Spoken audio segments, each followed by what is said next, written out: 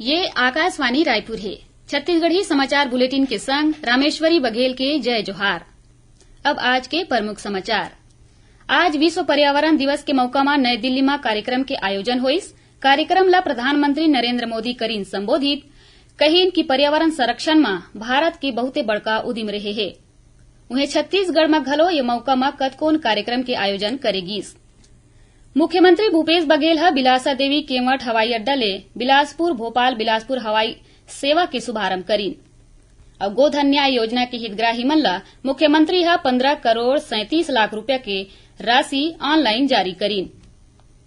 अब समाचार विस्तार ले। मुख्यमंत्री भूपेश बघेल ह बिलासा देवी केवट हवाई अड्डा चकरभाठा ले बिलासपुर भोपाल बिलासपुर हवाई सेवा के शुभारंभ करीन।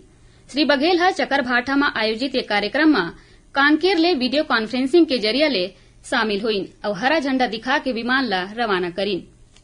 ये मौका में मुख्यमंत्री ह कहीन कि प्रदेश में नवा हवाई सेवा के विस्तार बर राज्य सरकार डहर ले हर संभव प्रयास करे जावत रहीस। पाछू 3.5 बछर में रायपुर के संगे संग जगदलपुर और बिलासपुर ले नवा हवाई सेवा शुरू है। उमन कहीन कि बिलासपुर और जगदलपुर एयरपोर्ट में नाइट लैंडिंग के सुविधा संग सबो मौसम में हवाई सेवा बर सबो जरूरी व्यवस्था करे जावत है। श्री बघेल है येहू कहीन कि कोरबा में व्यावसायिक हवाई अड्डा के संग कोरिया में नवा हवाई पट्टी के विकास की योजना में काम करे जावत है। वहीं अंबिकापुर में 43 करोड़ के लागत ले एयरपोर्ट रनवे के विकास करे जावत है। आज विश्व पर्यावरण दिवस मनाया जावत है।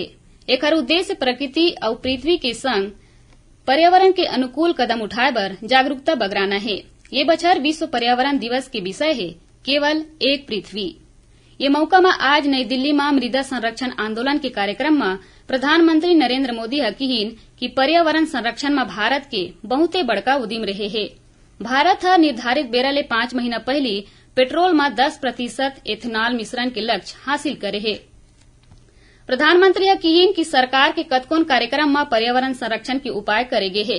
किसान मन ला माटी के गुणवत्ता के बारे में जागरूक करे बर बड़का अभियान चला के मृदा स्वास्थ्य कार्ड उपलब्ध कराएगीस। श्री मोदी कहीन कि अब तक 22 करोड़ ले ज्यादा मृदा स्वास्थ्य कार्ड किसान मन ला दे जा चुके है। उन्हें सरकार ह माटी के संरक्षण बर कतकोन उपाय ऊपर ध्यान देवत है। यदि छत्तीसगढ़ में घलो विश्व पर्यावरण दिवस के मौका में कतकोन कार्यक्रम आयोजित करे जावत है। छत्तीसगढ़ पर्यावरण संरक्षण मंडल के डहर ले आज रायपुर में तेलीबांधा के मरीन ड्राइव ले साइकिल रैली निकालेगीस। एकर जरिए ले लोगन ला पर्यावरण संरक्षण के संदेश देगीस। उन्हें स्थानीय नवा विश्राम गृह में पर्यावरण संरक्षण ऊपर एक ठीन संगोष्ठी घलो आयोजन करेगीस। एकर संगे संग राजधानी में कतकोन जगह परिचर्चा संगोष्ठी और पोस्टर प्रतियोगिता आयोजित करेगीस। ओती दुर्ग में विश्व पर्यावरण दिवस और आजादी के अमृत महोत्सव के मौका में सांसद विजय बघेल की अगुवाई में हुडको स्थित उद्यान में 75 टन फलदार और औषधि पौधा लगाएगीस। ऐसने भिलाई कल्याण कॉलेज के एनसीसी कैडेट मन घलो ग्राम कोटनी में जागरूकता रैली निकालीन और ग्रामीण मन ले भेंट करके पर्यावरण के प्रति जागरूक रहे बर संदेश दीन। एथी धमतरी में कृषि और ग्राम विकास विभाग और प्रजापति ब्रह्म कुमारी ईश्वरी विश्वविद्यालय के संग मिलके विधायक रंजना साहू और कलेक्टर ह पौधारोपण अभियान कल्पतरू के डिजिटल शुभारंभ करीन। ये मौका में ग्रामीण मन मोबाइल में कल्पतरू एप डाउनलोड करके एक ठन पौधा रजिस्टर्ड करीन। उन्हें राजनांदगांव में घलो बाबा साहेब अम्बेडकर बाल धम्म सभा के लइका मन रैली निकाल के पर्यावरण बचाए के संदेश दीन। मुख्यमंत्री भूपेश बघेल आज कांकेर में वीडियो कॉन्फ्रेंसिंग के माध्यम ले आयोजित कार्यक्रम में गोधन न्याय योजना के हितग्राही मन ला 15 करोड़ 37 लाख रुपया की राशि ऑनलाइन जारी करीन। ये मौका में उमन कहीन कि गोधन न्याय योजना जम्मो राज्य के समृद्धि बर नवा रद्दा खोलत है। ये योजना में खुशहाली लेके आए है। योजना ला आगू बढ़ाए के जरूरत है। एकर पहले मुख्यमंत्री अधिकारी मन के बैठक लेके राज्य के योजना के क्रियान्वयन के समीक्षा करीन।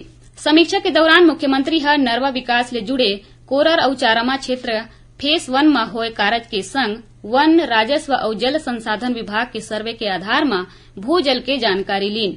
उन्हें मुख्यमंत्री नाला परियोजना में वैज्ञानिक ढंग ले कार्य करे बर अधिकारी मन ला निर्देश दीन। छत्तीसगढ़ी समाचार बुलेटिन आप मन आकाशवाणी रायपुर ले सुनत हव। छत्तीसगढ़ के खबर ले है आपकी वास्ता और खबर के विश्वसनीयता ले है हमर वास्ता। आकाशवाणी समाचार रायपुर के प्रादेशिक समाचार बुलेटिन के संगे संग हमार समसामयिक कार्यक्रम आप रेडियो के संग अपन मोबाइल में घलो सुन सकत हव। आकाशवाणी समाचार फेसबुक, ट्विटर और यूट्यूब में घलो हावय। हमार फेसबुक पेज हरे Chhattisgarh news on AIR, Twitter handle CGAIR news और हमार यूट्यूब चैनल हरे छत्तीसगढ़ AIR न्यूज। तो अब रेडियो के संगे संग आपके मोबाइल के माध्यम ले हम आप तक पहुंचत हन। छत्तीसगढ़ के हर खबर पर सुनत रहो आकाशवाणी समाचार। अब आगू बाढ़बो बाँची समाचार कोती। भेंट मुलाकात कार्यक्रम के तहत मुख्यमंत्री भूपेश बघेल कांकेर जिला के दौरा में हैं। मुख्यमंत्री आज अंतागढ़ विधानसभा क्षेत्र में 109 करोड़ रूपया के 88 विकास कार्य के भूमि पूजन और लोकार्पण करीन। वही मुख्यमंत्री कांकेर विधानसभा के बादलपुर गांव में चौपाल लगा के कतको महत्वपूर्ण घोषणा करीन। ओमन ग्राम डुमरपानी में 33 किलोवाट के विद्युत सब स्टेशन, कंकनाल पुलिया निर्माण, सुरही नदी में नवा पुलिया बनाए के संग सरोना में पुलिस थाना स्थापित करे के घोषणा करीन। एकर अलावा अमोड़ा में जिला सहकारी बैंक के शाखा खोले जाही। उन्हें डुमरपानी और साईमुड़ा गांव ला दुधावा योजना में शामिल करे के ऐलान करीन। मुख्यमंत्री भूपेश बघेल काली 7 करोड़ रूपया के लागत ले निर्माण करेगे लिमदरहा मिडवे रिसोर्ट के लोकार्पण करीन। बता दें कि ये रिसोर्ट कोंडागांव जिला के खाल्हे मुरबेन में बनाए गए है, जो छत्तीसगढ़ के पहली जम्मो सुविधा वाला मिडवे रिसोर्ट है। केंद्र के मोदी सरकार के 8 बछर पूरा होए के मौका में छत्तीसगढ़ भाजपा युवा मोर्चा राज्य के सबो विधानसभा क्षेत्र में विकास तीर्थ बाइक रैली निकाले के फैसला करे है। ये दौरान युवा प्रतिभागी मन के सम्मान करे जाही। कार्यक्रम काली ले शुरू होके 15 जून तक चलही। नियमितीकरण के मांग ल लेके पाछू 2 महीना ले आंदोलन करैया मनरेगा कर्मचारी मन सामूहिक इस्तीफा दे दीन। बता दें कि मनरेगा कर्मी मन 21 जन सहायक परियोजना अधिकारी के सेवा खत्म करे के आदेश ले नाराज रहीन और रैली निकाल के विरोध प्रदर्शन करीन। मनरेगा कर्मी मन के कहना है कि जब तक उनकर मांग पूरा नहीं होही तब तक आंदोलन जारी रही। महासमुंद जिला में 2 अलग अलग सड़क हादसा में 3 लोगन के मौत हो गए, उन्हें एक आने मन के घायल हो गए है। जानकारी ले दोनों युवक कार में सवार रहीन।